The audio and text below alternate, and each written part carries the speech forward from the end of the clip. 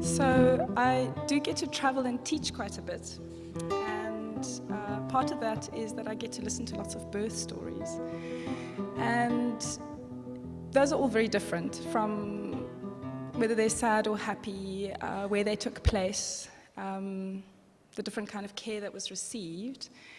But what I've noticed is a pattern, or a thread that runs through all of these, is that what women walk away from their experience is they always remember who was there, and they always remember how that person treated them, or how those people treated them. So they remember who was kind, and they remember who was unkind. Once I was interviewed on a radio station about home birth, and this 80-year-old woman phoned in, and it was like she was in this haze. You could tell that she wasn't normally as sort of lucid as she was in that moment.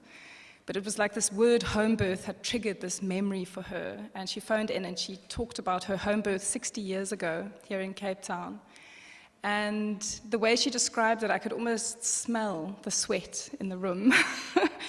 And I could feel the love that she felt for the midwife, who was a German midwife who arrived on her bicycle to tend to her 60 years ago.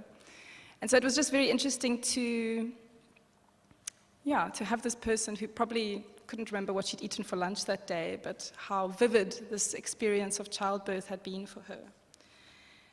Sadly, too often the stories that I hear are stories of violation, stories of abuse. There's often a cascade of interventions that the mother doesn't understand. So whether they were necessary or not is always difficult to deduce, but often the women don't understand why they happened. Women walk away from these experiences doubting their bodies. They doubt their abilities to birth. They walk away from these experiences with low self-esteem, and they often feel inadequate as mothers.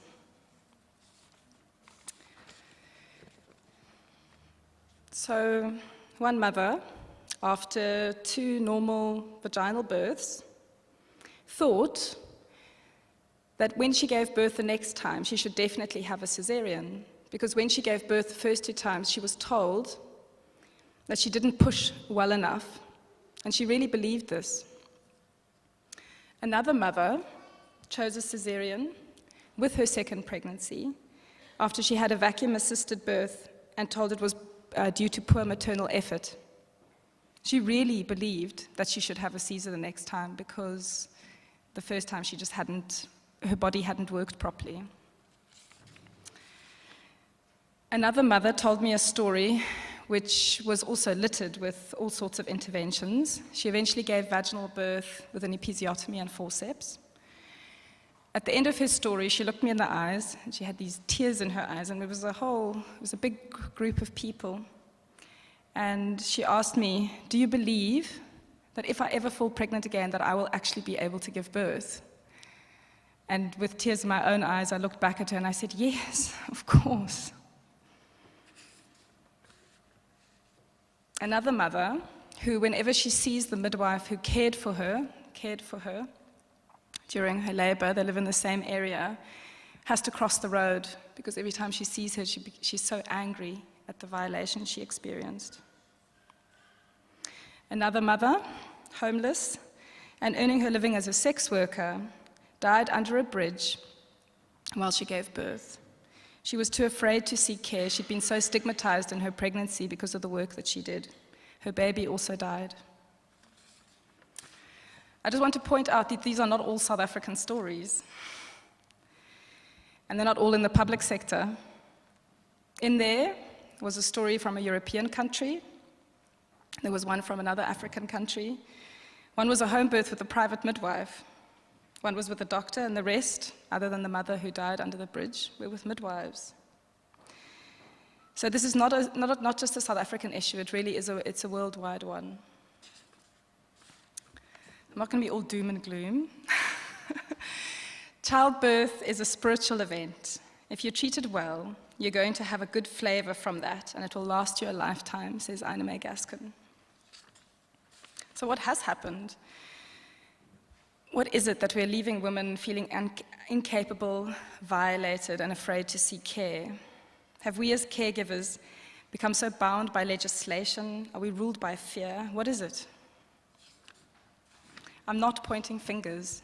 I really am not laying the blame at anybody's feet. I have such a high regard for all birth workers in all sectors, and I'm so grateful for the medical advances that make it possible to save lives. But when did it become the norm to know better than the woman giving birth? When did it become okay to override a woman's intuition, to override her knowledge of herself, her body, and her trust in herself? Litigation is definitely the name of the game. Everyone is afraid not to do something.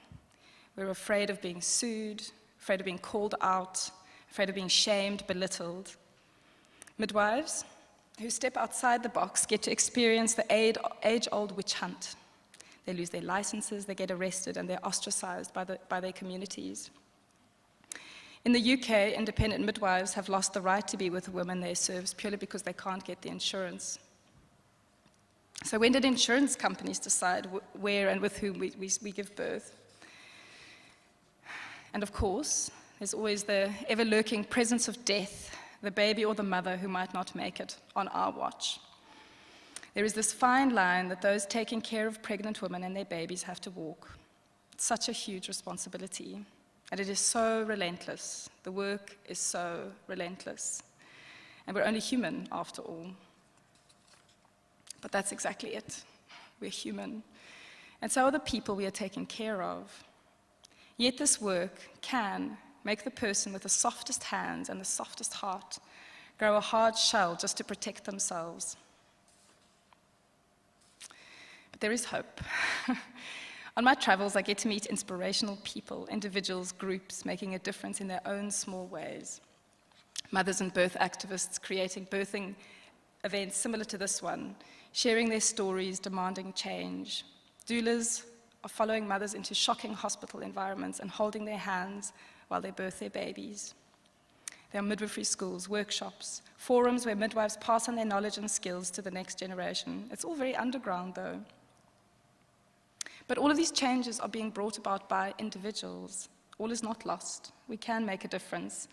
And it can be as simple as a gentle touch, a kind word, bringing someone a glass of water, drawing the curtains. And to remember that how we treat a woman in labor will impact her for the rest of her life.